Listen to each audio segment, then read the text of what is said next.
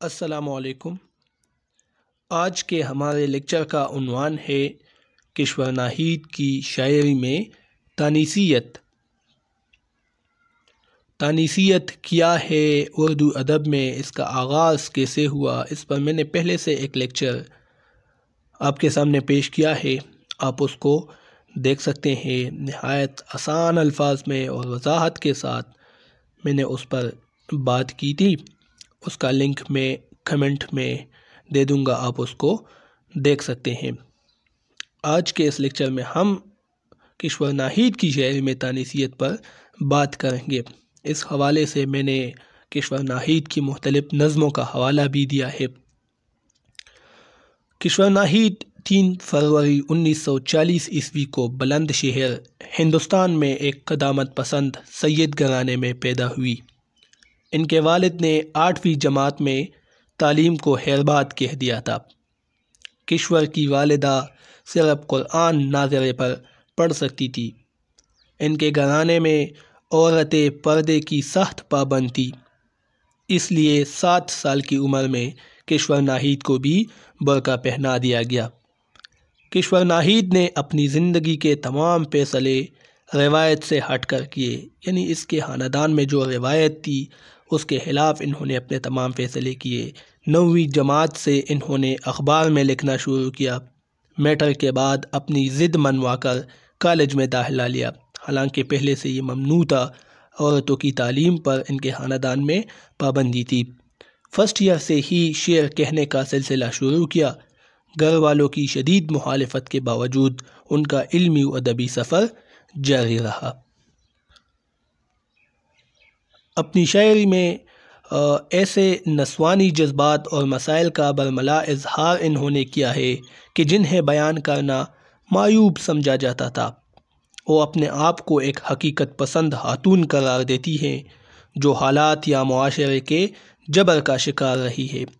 وہ عورت کے ساتھ روا رکھی جانے والی معاشرتی ناانصافیوں کو صداقت کے ساتھ بیان کرتی ہے۔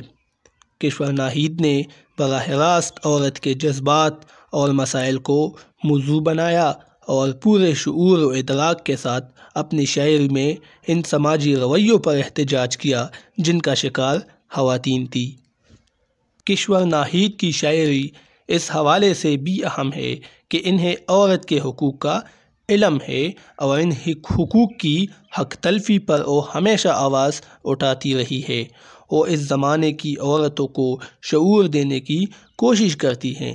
وہ انہیں سمجھاتی ہیں کہ تم بھی معاشرے کا جیتا جاگتا رکن ہو، لکڑی یا پتھر کا ٹکڑا نہیں۔ ان کی نظم گاس بھی مجھ جیسی ہے۔ اس نظم میں عورتوں کے ساتھ روا رکھے جانے والے اس معاشرتی رویوں کو بیان کیا گیا ہے کہ جس میں مرد مختلف طور طریقوں سے نہ صرف عورت کی آزادی کو محسوس کر دیتا ہے بلکہ اپنے حقوق کی بات کرنے پر انہیں کچلنے سے بھی باز نہیں رہتا۔ وہ اس نظم میں کہتی ہے کہ گاس بھی مجھ جیسی ہے، ذرا سا سر اٹھانے کے قابل ہو تو کاٹنے والی مشین اسے محمل بنانے کا سودا لیے ہموار کرتی رہتی ہے۔ عورت کو بھی ہموار کرنے کے لیے تم کیسے کیسے جتن کرتے ہو۔ تو یہاں پر کاٹنے والی مشین کا استعارہ استعمال کیا ہے مرد کے لیے۔ کشور کی شاعری نسائی شعور کی مزاحمتی شاعری ہے۔ ہم گنہگار عورتیں ان کی ایک مقبول نظم ہے۔ ان کی نظموں میں ایک اہم مثال ہے تانیثیت کے حوالے سے۔ اس نظم میں کشور ناہید کہتی ہیں کہ یہ ہم گنہگار عورتیں ہیں کہ سچ کا پرچم اٹھا کے نکلے تو جھوٹ سے شاہراہیں اٹی ملے ہیں۔ ہر ایک دہلیز پہ سزاؤں کی داستانیں رکی ملے ہیں، جو بول سکتی تھی وہ زبانیں کٹی ملے ہیں۔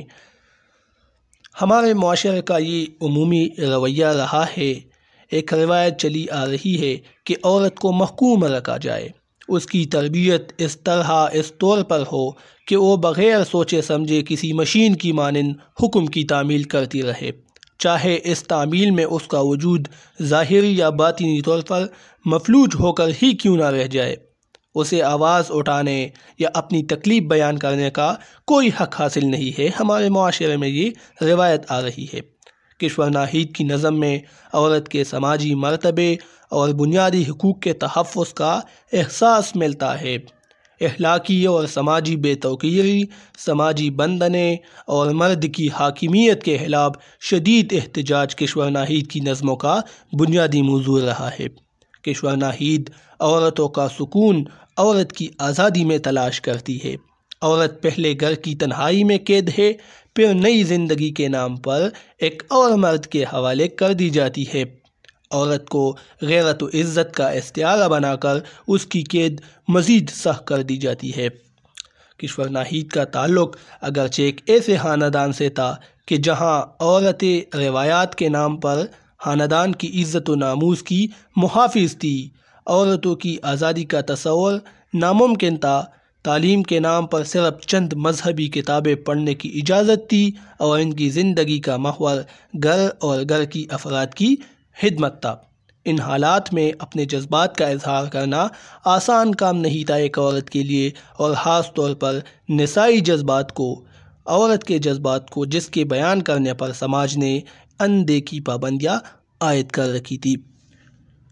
کشور ناہید ایک ایسے معاشرے کا خواب دیکھتی ہیں کہ جہاں عورتوں کو بحیثیت انسان شناخت ملے، جہاں ان کے کردار کو سراہا جائے اور جہاں انہیں برابری کا رتبہ ملے، لیکن ہمارا سماج اس کے برعکس عمل کرتا آیا ہے۔